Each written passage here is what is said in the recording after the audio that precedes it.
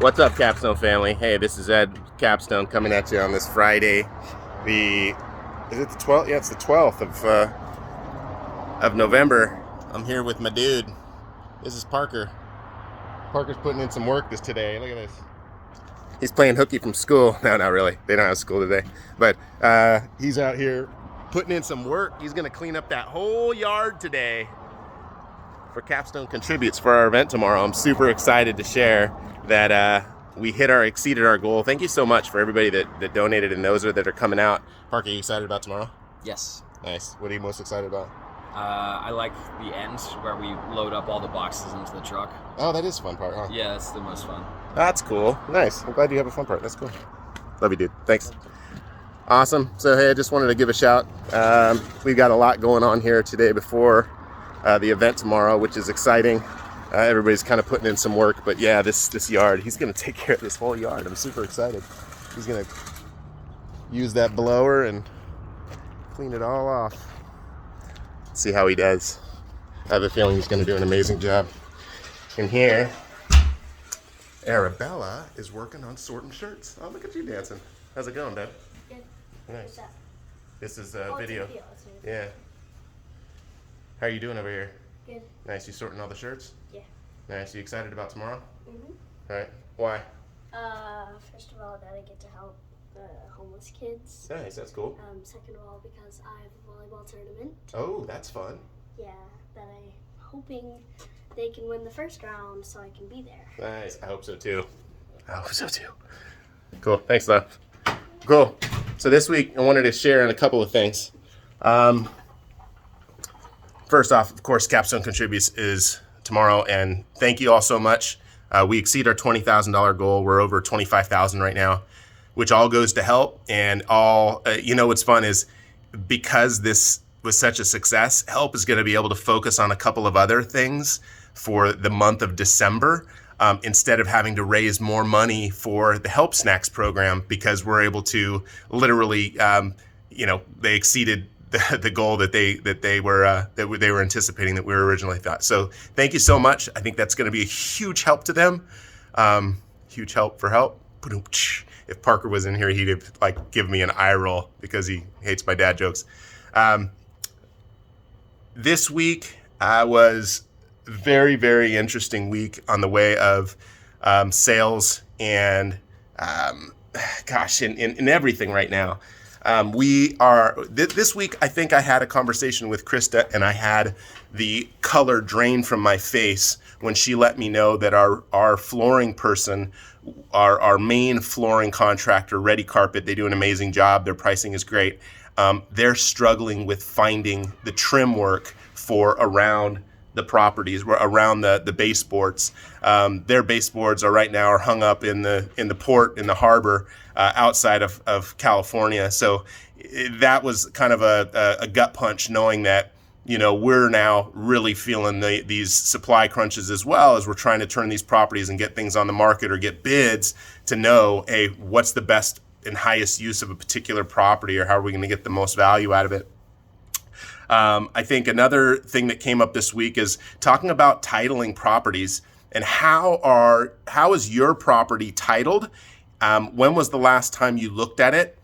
If the property is going to be changing hands, or let's say your parents have a property that is, in their names, and you're looking at, what's going to happen with as they transition maybe to another property, or they want to sell, or they want to manage that property, and maybe you want to keep it in the family. How is that property titled, and how is that going to affect you?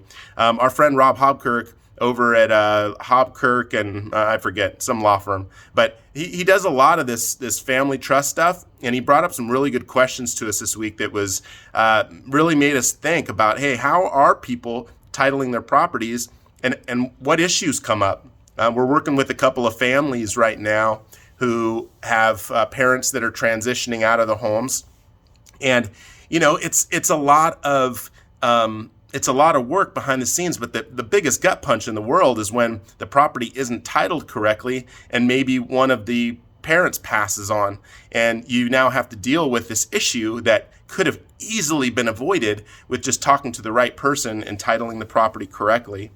In addition, We talked about tax credits this year, and Julie in our office went through a couple of courses, and one in particular on, how we need to be structuring these properties and making sure that they're designated as rentals as in the tax assessor information, and why that is so important.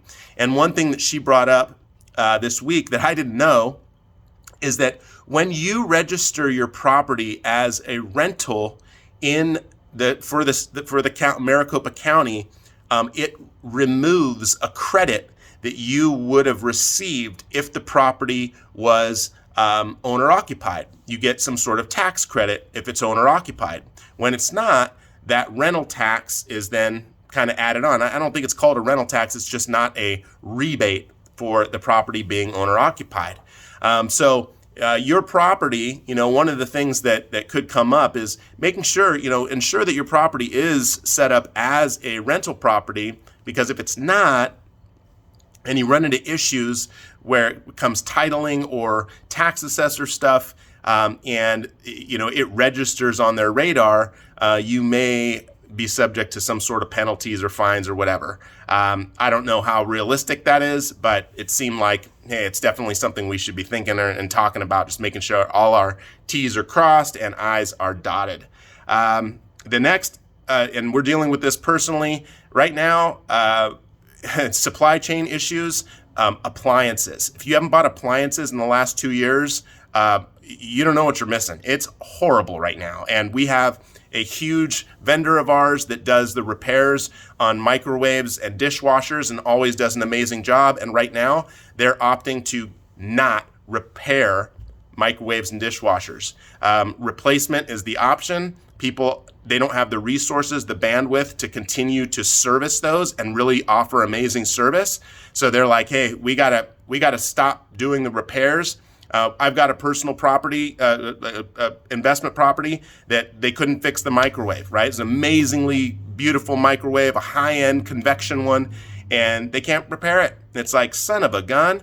Now we got to go out and replace it, but at least making that decision fast is going to save us money, right? So knowing that stuff going into it, I want to make sure that you all are aware, what's happening behind the scenes, because again, we're starting to feel that pinch even more. Like, we hadn't felt it that bad other than like building and building supplies and how much stuff costs, but now it's just hitting us all.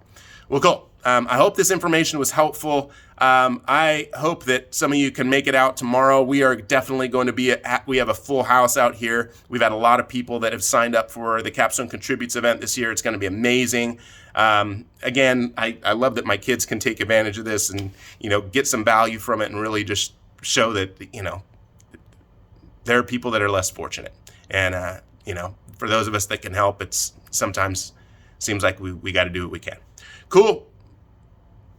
Thanks for watching. Look forward to seeing you.